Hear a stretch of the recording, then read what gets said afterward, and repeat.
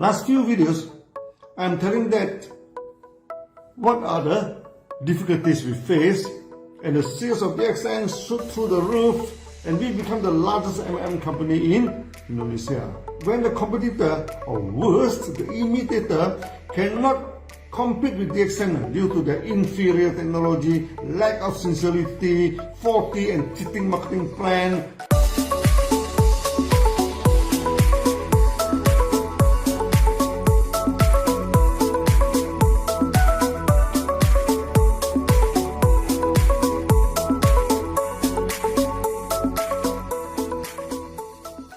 Hi, Dr. Lim here. When DXN is holding a management meeting to receive the reports from various persons in charge, there is a standing order: report the bad news. People always want to talk about good news and how successful they are. Maybe this is good to impress people, but it's useless, no, to improve the company. When the person in charge only talks about the good news, how much the sales have increased, how happy the members are with the company, how badly our competitors are suffering, then how to improve the company? If the situation is already good, there's little room to enhance it and improve it. Our Sunya philosophy is that let us act as soon. When the action may face obstacles and failures, that may be bad news, but from the failure and difficulties we face, normally we can formulate a good way to improve the situation and turn the table around to our advantage. So you will see that when I am doing the coffee talks, many times I'm talking about the difficulties and sometimes about the failures. Then how we overcome it, that normally is much better than telling you how smart I am and how good the company is at all the time. For the good news, you feel good. Maybe we do it once in a while. For the bad news, you learn a lot. So it is a norm we talk about difficulty and challenges. I mean, you talk it to the company. When facing the company, you talk about the bad news. But when you're facing your downline, okay, your group, you must talk about good news now. Do not give them negative news. That is the norm. Last few videos, I'm telling that what are the difficulties we face, and the sales of DXN shoot through the roof, and we become the largest company in Indonesia. As I told you many times in my Sunya talk, love is unconditional. We never put conditions on our love, no, for our fellow human beings. We never say that you're Malaysian and I love you.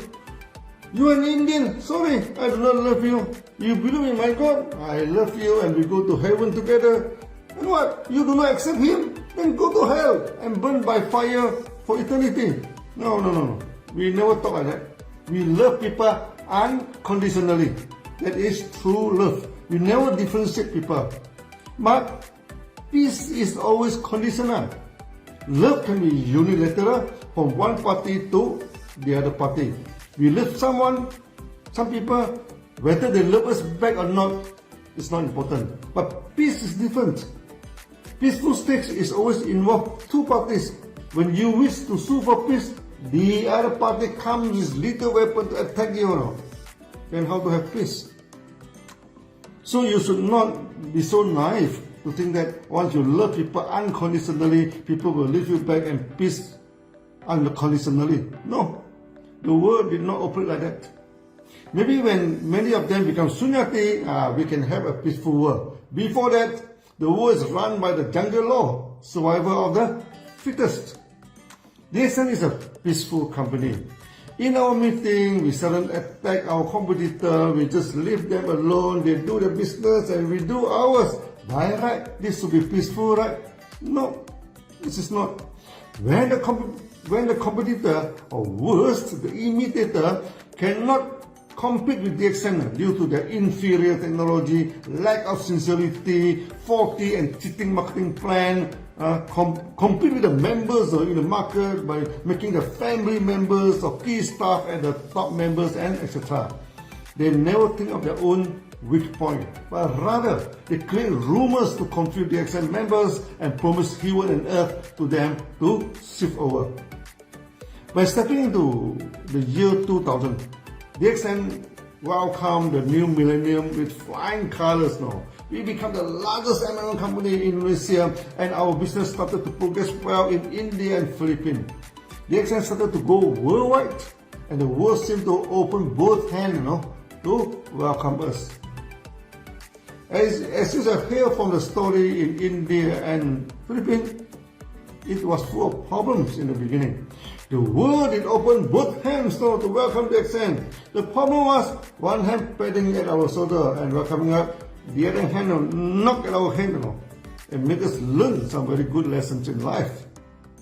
The market in Indonesia was expanding too fast. It hardly took us to work the market from tens of thousands of sales in 1 month to a few $1 million a month in just 2 years' time. We are facing two major problems, one internally and one external. Internally, many people suddenly woke up and found themselves, they were diamonds and senior diamonds and making very good income. No need training to learn anything about genotherapy. That time so many people rushed to join DXN. Many members were like a boat floating on the water. When the water rises, the position of the boat also rises. There's one unemployed man who comes to sit in the office like Pasu in Malaysia. And also like Pasu, suddenly his income rocketed to very high level, reaching about 40 to 50,000 USD per month. By right, he should be thankful to the company, right? No. He was not. He came to the office and was always not happy with everything.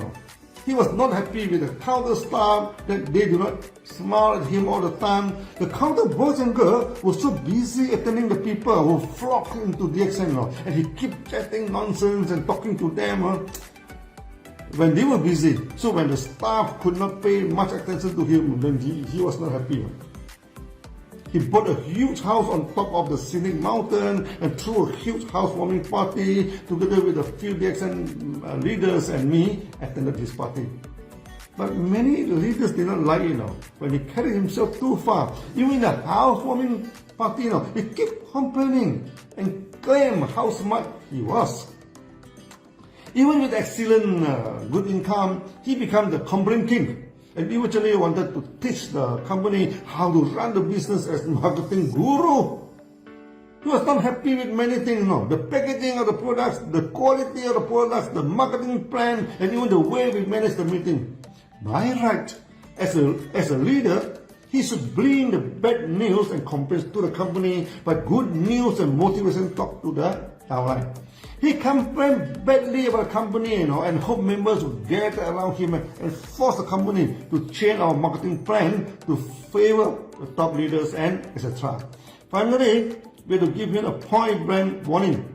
If he continued to complain without good points and disturb the market, I may terminate him and remove him from DXN. I only let him tune down and become a bit quiet. Eventually, many leaders in his group left and they lost confidence in the company due to too much negative talking from him. His group collapsed and his income plummeted heavily. As I told you, DXN at the time was packed with people like a refugee camp. So many members joined DXN. The leader need not do anything. The influx of members pushed them to the top and they enjoyed good income without much effort. Later, we simplified and made our marketing plan much more effective, and it did not happen like that again. Our top leaders were having spectacular achievement in terms of status and income at the time. Many before this were unemployed, small hawkers, the office boy, and etc., facing tough life and hardly living from hand to mouth. In DXN, their life changed completely. Like one leader, we nicknamed him the office boy. Before that, working with only 160,000 rupiah, which is about $20 per month. Not possible to survive with such a low wages. But after joining DXN for 2 years, bought a house and a piece of land, instantly become a market hero. That time we always thought that when members getting good incomes, then it was happy scenario and everybody would be happy. very soon, this was not the case. Your person did not prepare himself now to face the life realistically. Good income is bringing more greed and stupid act. There was one leader, his costs were exactly like that of Paso, when his income had reached about 10,000 USD, which could afford him to live in a very comfortable life in Indonesia. And this was a huge income 20 years ago. Instead of enjoying the new chapter in life and feeling thankful, he was not happy because one competitor offered him some percentage in the share of the company and straight awarding of sales now on top of the income of his bonus. On paper, he should get more than 10,000 USD. Then the competitor offered heaven and earth to give him a good Mercedes and later even a yacht. I told him he could buy any Mercedes with his present income bonus now. The competitor always changed their condition when he was terminated by the company. He did not accept my advice and jumped ship into the competitor, saying he would invite me to have seafood dinner in his future yacht. I nearly fainted and bid him goodbye, sayonara, without a kiss, of course. The company was a money game company. They did give him some share in the company and buy a Mercedes with some down payment and tee him up, as the owner of the company. Very soon the company collapsed. Saying he was the owner of the company, many people who were cheated come to him and demand the money back. Later, we heard he ran away and never to be seen again. Later, we had a similar case in India. The competitor offered our leaders some share in the company and he was promoted as a shareholder of the company. Then the competitor simply closed down the business and ran away without paying the bonus. All members flocked to him and made noise in his house, demand the bonus. He became extremely depressed. One day, his servant saw him acting strangely when he entered his room. When the servant knocked at the door and no response from him, the servant forced and broke the door and found him hanging himself. Quickly, the servant put him down and actually saved his life. He was still alive today, but emotionally became a cracker. His servant was a much better human being than him. We learn a very important lesson here. Good income is not enough to bring in happy life. We must train the leader how to face life realistically and practically and how to appreciate the company. Not easily influenced by the sweet but unsustainable promises from the imitator, not easily panic when listening to the rumors spread by the competitors. This is the reason we are promoting Sunya worldwide now, for people to face their life realistically and lead a peaceful life. Not a life full of complaints and never happy with anything. Even with 10,000 income in USD per month, still not happy and keep complaining. It will take me many videos to talk about the initial problem in Indonesia. Today I'm a bit busy and stop the story here. In the next video, we shall tell how the competitors spread the rumors to frighten the members and offer sun and moon to tame the leaders who jump ship and then sunk together with the competitors. See you in the next videos. Bye bye.